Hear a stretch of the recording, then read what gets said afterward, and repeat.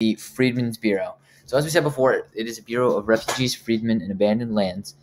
That's what it's called. And many former Northern abolitionists risked their lives to help Southern freedmen and slaves. And the Southern white Democrats called them carpetbaggers because they usually were poor and they came with not a lot with them. Just sacks that were made almost out of a carpet-like material. So that's what they call them, carpetbaggers. That's a little fun fact if you didn't know that.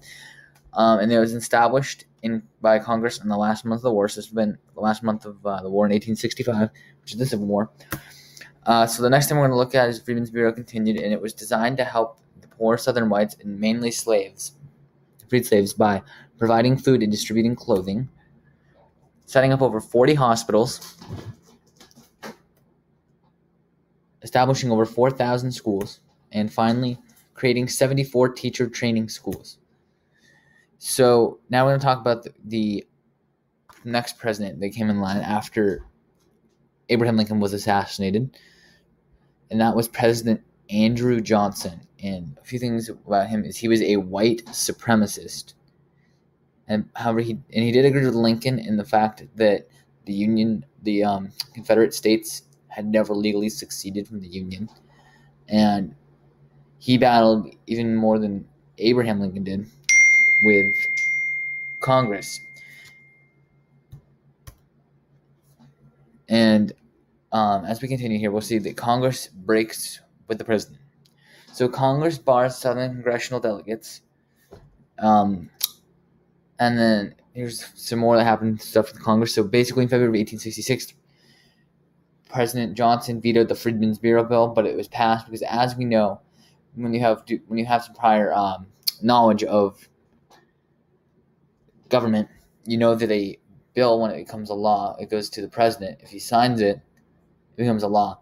But if he vetoes it, it goes back to Congress. However, the Founding Fathers put in the Constitution that if Congress can get a 2/3 majority vote on this bill, then it automatically becomes a law. So that's what happened. I believe it happened over about 13 times during Johnson's presidency that Congress had to override a veto and get something to be a law. And that's how they passed a lot of stuff back then. And these are just some of them. So as I was saying, February 1866, President vetoed the Freedmen's Bureau bill, and that became the Freedmen's Bureau after it.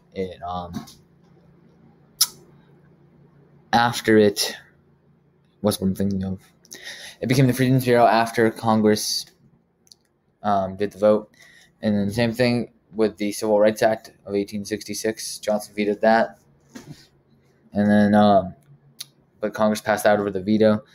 And both of those, it was the first in U.S. history, but it did happen, as I said before, 13 more times. So congressional election of 1866, it showed support for radical Reconstruction. More Republicans were elected.